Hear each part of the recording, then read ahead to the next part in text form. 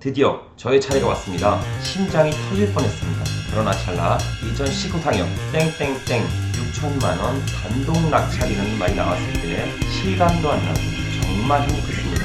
첫 경매를 참가하여서 정말 운이 좋게 단독으로 낙찰이 되는 쾌거를 이루었네요. 제가 낙찰받은 물건은 현재 거주 중인 곳이며 집에 하자는 전혀 없습니다.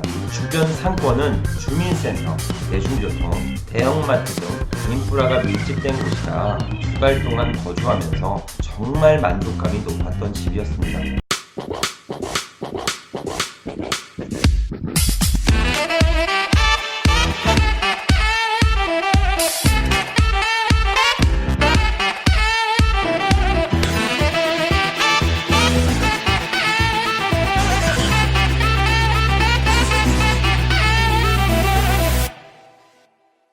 반갑습니다. 대장 김상준입니다. 자, 오늘은 안 좋은 상황에서 현명한 대처로 위기를 기회로 만드신 분이 있어서 이분의 내용을 같이 공유하도록 하겠습니다. 문의 내용 바로 읽어보도록 할게요. 안녕하세요 대표님, 대장TV를 너무 잘 보고 있습니다. 다마고치 및 아바타 경매 시리즈를 2주 안에 정독하고 첫 경매 참여에 낙찰이라는 쾌거를 이루었습니다. 제가 이번 경매에 참여하게 된 사연이 있습니다. 전 내년 후에 결혼을 준비 중인 예비 신혼부부입니다. 코로나 사태가 터지면서 기존에 있던 일자리에서 재계약이 되지 않아 현재 실업급여를 수령 중에 있습니다. 그러면서 기숙사에서 집도 빼게 되고 그래서 예비로 잡아놓은 전셋집에 들어와 살게 되었어요. 그러던 중 한 달 정도를 거주했을까? 현재 거주 중인 이 집이 법원 경매로 넘어간다는 말을 듣고 이사 준비를 하던 찰나 해당 빌라가 유찰 3회라는 말을 듣게 되었습니다. 그럼 내가 금매보다 저렴하게 경매 참여해서 낙찰받으면 되지 않을까?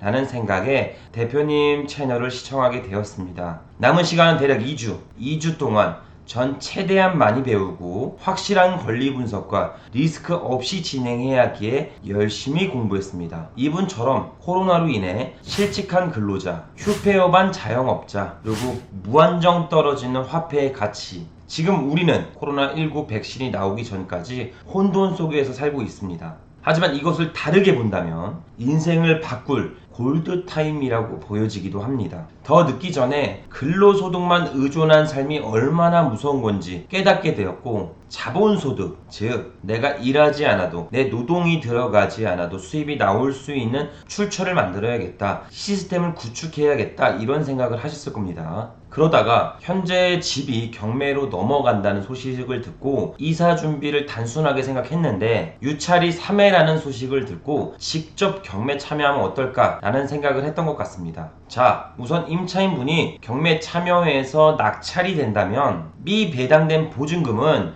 전 소유자, 즉 전 채무자에게 청구할 수 있는지를 면밀하게 체크해 보셔야 됩니다. 대부분의 생각하시는 분들이 미배당된 보증금은 전 채무자에게 요청하고 청구할 수 있는 거 아닌가? 이렇게 생각하고 계세요. 자, 이 부분 중요한 부분이니까 간단하게만 잡고 넘어가겠습니다. 미배당된 보증금 청구 여부는 대항력이 있는지 없는지에 따라 보증금 소멸 여부가 결정됩니다. 만약 임차인이 대항력이 있다면, 즉 말소 기준 권리보다 빠른 전입을 하셨다면 낙찰 전 소유자의 임대인의 지위를 승계받게 되는 것입니다.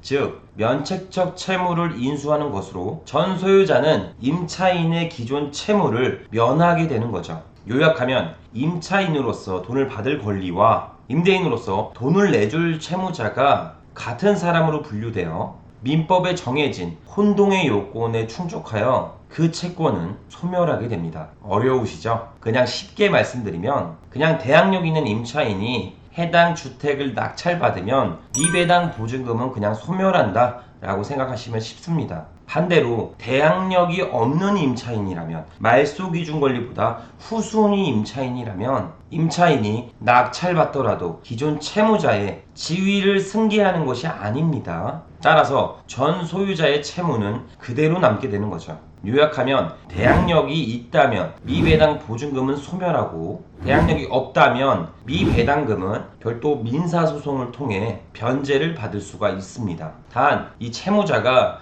별도의 재산이 없다면 또 민사소송을 통해 변제를 받기 어려운 게 또 사실상 현실입니다. 그래서 통상 미배당 보증금이 발생된다면 방어 입찰을 준비하시는 분들이 다소 있죠. 기존 가수 손담비 씨도 방어 입찰을 통해 본인이 살고 있는 주택을 낙찰받은 케이스도 있었습니다. 방어 입찰의 경우 예를 들어서 1순위 근저당 4억 원, 2순위 임차인 보증금 2억 원에 살고 있다고 가정해 보겠습니다. 그러면 낙찰이 5억이 된다면 1순위 근저당 4억을 배당되고 2순위 남은 금액 1억이 배당됩니다. 만약 낙찰이 6억에 된다면 1순위 4억, 2순위 남은 금액 2억을 전부 배당받게 되죠. 즉 5억의 낙찰이 되나 6억의 낙찰이 되나 임차인으로서는 동일한 금액의 보증금을 잃게 되는 것입니다. 그럼 내가 6억의 방어 입찰을 하는 것이 더욱 유리하게 되는 거죠. 그 이유는 추후 해당 부동산에 거주하고 매도 시 높은 금액으로 매입하였기에 양도세 절감이라는 세금적인 큰 장점이 있습니다. 그러니 고가 낙찰이 더욱 유리해지는 것이죠.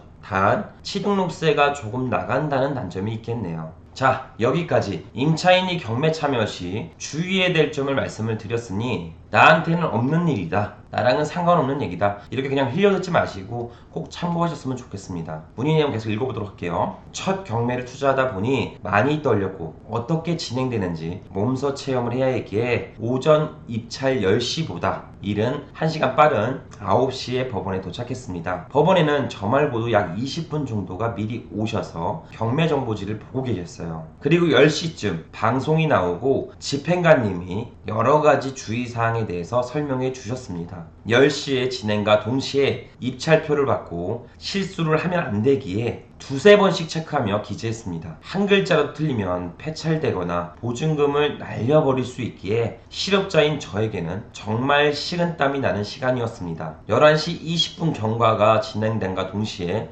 술렁이는 사람들 사이로 경매가 진행되었습니다. 총 입찰 건수는 70건이 넘었고 입찰자의 지인 등등 약 100여 명의 사람이 지켜보는 상태에서 한 건 한 건 낙찰이 나올 때마다 탄성과 비탄이 이어졌습니다. 그 중에서 물건 번호를 적지 않아 입찰 무효가 된 사람, 1등과 소소한 차이로 입찰에 실패한 사람, 입찰 보증금 5만원만 걸어서 입찰 무효가 된 사람 등등 여러 사람들이 나오기 시작하며 다시 한번 입찰 서류 작성의 주요점을 알 수 있었습니다. 드디어 저의 차례가 왔습니다. 심장이 터질 뻔했습니다. 그러나 찰나 2019탕형 땡땡땡 6천만원 단독 낙찰이라는 말이 나왔을 때 실감도 안 나고 정말 행복했습니다. 첫 경매를 참가하여 정말 운이 좋게 단독으로 낙찰이 되는 쾌거를 이루었네요. 낙찰이 확정되니 영수증을 딱 주시며 축하합니다 라고 말씀을 해주시는데 뭔지 모르게 울컥했습니다. 첫 낙찰이라는 쾌거와 함께 이번 기회로 가정을 지켰다라는 생각이 들며 정말 너무 기뻤습니다. 제가 낙찰받은 물건은 현재 거주 중인 곳이며 집에 하자는 전혀 없습니다. 주변 상권은 주민센터,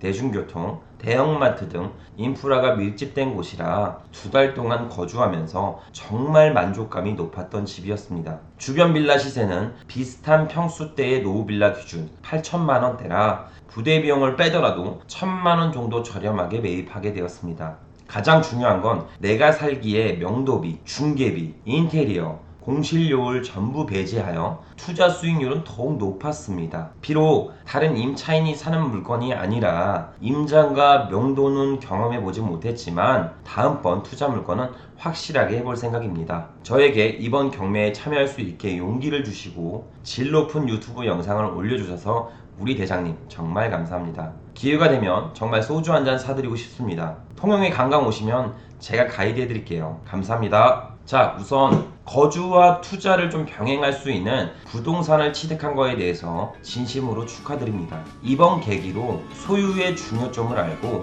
자본소득을 늘리는데 중점하여 경제적 한 발짝 더 나아가셨으면 좋겠습니다. 자, 문의 주신 분의 내용처럼 법원에서 입찰 서류를 적다가 실수하는 케이스가 다소 발생됩니다. 가장 많이 실수하는 베스트 3가지를 한번 말씀드려 보도록 할게요. 첫 번째, 한 명의 채무자에게서 여러 부동산의 물건이 같이 나온다면 법원 물건의 사건 번호 뒤에 물건 번호라고 기재가 되어 나오게 됩니다. 이 물건 번호를 입찰 서류 안에 기재하지 않으면 어떤 물건을 입찰한지 가늠하기 어려워 낙찰이 되더라도 폐찰하게 됩니다. 참고로 보증금은 회수됩니다. 자, 두 번째로는 보증금액을 미달하는 경우입니다. 최저 가격에서 10%의 보증금을 가지고 입찰을 참여해야 되는데 위에 말씀 주신 대로 임의적으로 그냥 5만원만 넣을래? 10만원만 넣어서 한번 입찰해볼래? 라고 하는 모든 행위들은 다 폐찰을 하게 되죠. 이 또한 보증금은 다시 돌려받습니다.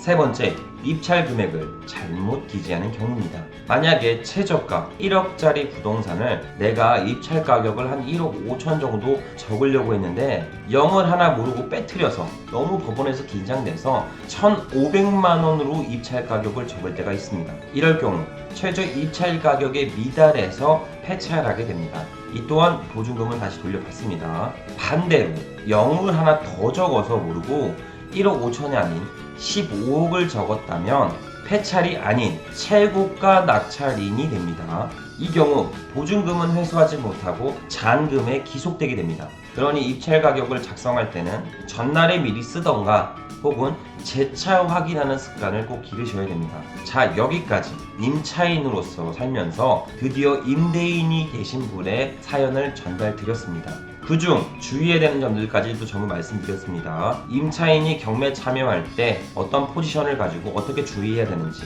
혹은 법원에서 사소한 실수 때문에 폐차를 하지 않게끔 내용들을 전부 공유해드렸습니다. 꼭 숙지하셔서 저희 대장TV 시청자분들은 성공적인 투자를 하셨으면 좋겠습니다. 오늘도 긴 영상 시청해주셔서 감사드리며 항상 건강하고 행복하셨으면 좋겠습니다. 자, 감사합니다.